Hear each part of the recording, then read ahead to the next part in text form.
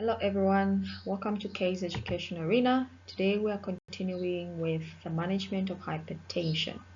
Okay, please subscribe if you want to get more on this information.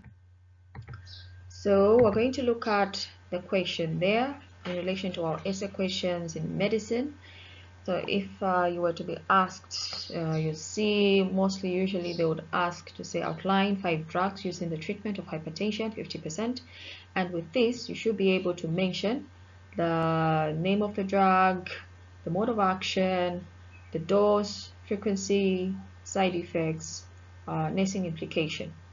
Then you find that the 50% will be distributed in such a way that if there are 5 drugs, those things that are mentioned, for example, the name of the drug will have 2 marks, then mode of action 2 marks, dose frequency 2 marks, so that one is treated as 1.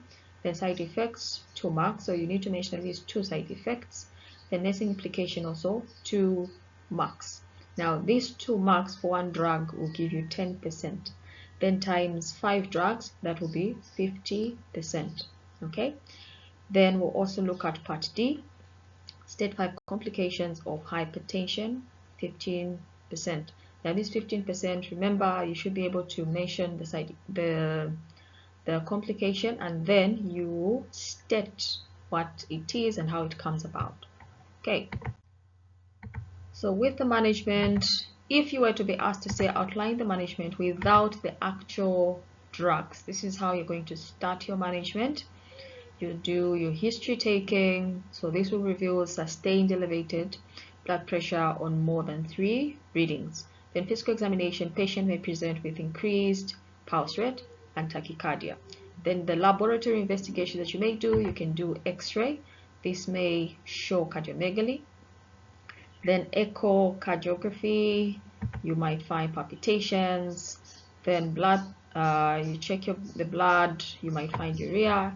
Electrolytes and creatinines might be increased, as well as blood lipids. Okay. Then electrocardiography, you might find abnormal electrical activity. So this was just a bonus slide.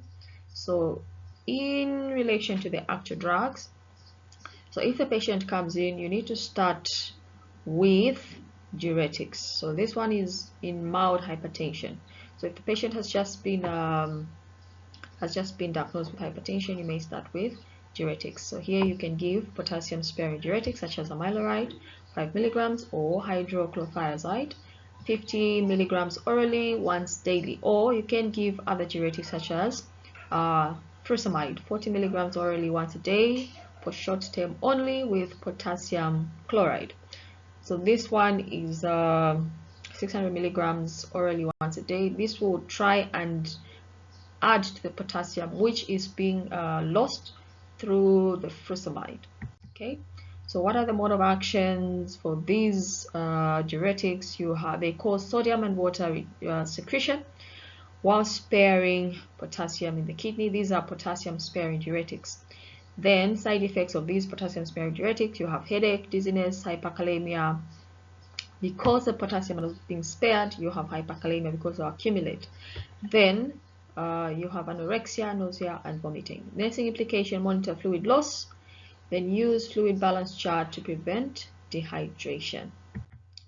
Then the non-potassium sparing diuretics such as Lasix, the mode of action, it inhibits sodium and water reabsorption, thereby increasing its secretion. So the side effects for this, you have dehydration, weight loss because the potassium is being lost. Then you also have hypokalemia. Then in nursing implication, you can give with slow K, okay, that is potassium chloride. Then you can also ask the patient to take bananas to try and to add to the potassium to prevent weight loss because of the potassium that is being spared, that is being lost rather. Okay, so to try and balance the potassium that is being lost in the urine, you can ask the patient to take some bananas because bananas are very high in potassium. Then if the high blood pressure is still uncontrolled, you can add to your treatment calcium channel blockers So now these examples, we have nifedipine and verapamil. So nifedipine, you can give 20 milligrams orally twice a day. Then the side effects there, you have dizziness, headache, peripheral edema, nausea, and others. Then the other verapamil, 120 to 240 milligrams orally in 3 divided doses. And their side effects, you have constipation, dizziness, and hypotension. So the mode of action for calcium channel blockers, it prevents calcium from entering cells of the heart and arteries, thereby reducing contractility. Now, if you are aware of the normal physiology of muscle contraction, calcium is one of those that are needed to try to cause the muscle to contract. So these calcium channel blockers, they block the cells from getting calcium, thereby reducing the contractility of the muscle. Okay, now the side effects of this, you have peripheral edema. If the heart muscle is not pumping as it should be, you have problems with fluid retention. So this will cause peripheral edema. Then you can also have dizziness, flushing effect, headache, heartburn, nausea. Then nursing implication, the patient should avoid operating any machines because of dizziness. Okay. Then also, if they are doing any chores, those chores should be less stressful because they can easily get tired. And if still uncontrolled, you can add beta blockers. So these respond to beta adrenergic stimulation, thereby reducing cardiac output and peripheral resistance. Examples, we have atenolol and propranolol. Okay, and those are the doses. The side effects of these, you have drowsiness, hypotension, lethargy, fatigue, and bradycardia. The nursing implications, check pulse before administering the drug, then withhold if less than 60 beats per minute. Because remember, we have bradycardia and we have hypotension. So if the pulse is 60 beats per minute, you need to reduce because it will cause further bradycardia for the patient. Then if still uncontrolled, you can add angiotensin converting enzyme inhibitors. These are captopril, lisinopril, and enalapril. Okay, and those are the doses. And with those, we have side effects such as dizziness, fainting, headache, malaise, fatigue, abdominal pains, and dry mouth. Nursing implication, use cautiously in patients with impaired renal function and in the elderly. Okay. Then, if this hypertension is still uncontrolled, you can add vasodilators. So this is like the highest, okay, and is used mostly in severe hypertension.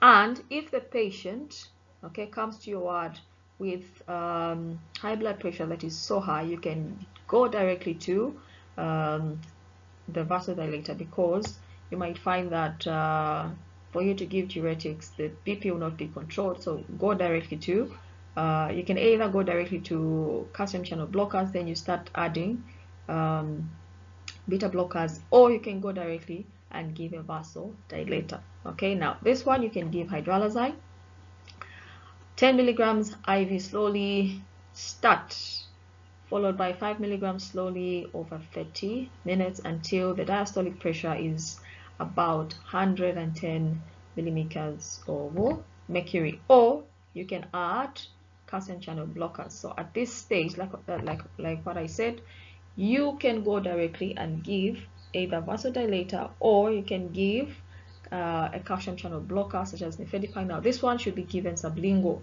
10 milligrams sublingual, that is under the tongue. Then it can be repeated after 30 minutes while you are checking the blood pressure. Remember, we want to prevent, you might have a state where the patient goes into hypotension. So check the BP as you are administering the drugs. Okay. So what are the complications? We have hypertrophy of cardiac muscle. So the cardiac muscle then will dilate, and then it might also cause cardiac failure. Remember, this is as a result of compensatory mechanisms of the body to try and increase tissues to get blood and oxygen, so the heart will start pumping fast. So as a result, you might have hypertrophy of the muscle. okay, and it might also lead to cardiac failure. Then you may also have cerebrovascular accident, okay, that is a stroke. This one can come in because of mostly hemorrhage, because of increased blood pressure in the blood vessels. The small blood vessels in the brain might rupture, thereby causing CVA. Then you also have kidney failure. This is continuous high blood pressure which damages the nephron, okay, because of the high blood pressure in the blood vessels. Then you may also have impaired vision. This is continuous high pressure damages blood vessels of the eye, which may also lead to blindness. So what IEC can you give as the patient is going home? So moderate sodium intake in the diet. So diet, you can talk about diet and how they can limit their sodium intake. Then regular exercises to avoid obesity. They should stop smoking, because smoking causes blood to clot, thereby becoming viscous, and it may cause plaque formation. Then also alcohol. Alcohol in high levels can cause vasoconstriction. Vasoconstriction reduces blood flow to the kidneys, thereby increasing the chances of you having high blood pressure. Then birth control pills should also be limited. Remember, birth control pills, in the previous video we looked at it, and this can cause renin, okay, renin to be in circulation. Then if appropriate and feasible, you can also teach the patient to take blood pressures at home, okay, so that they maintain the blood pressure record, so that they avoid, they can be able to monitor their own blood pressure at home. Then if there's any underlying disease of the heart and kidney, these should be treated as soon as possible to avoid complications. Okay, so please subscribe and share, and if you want to get notifications, subscribe, like, and share, and please share with others. Thank you very much.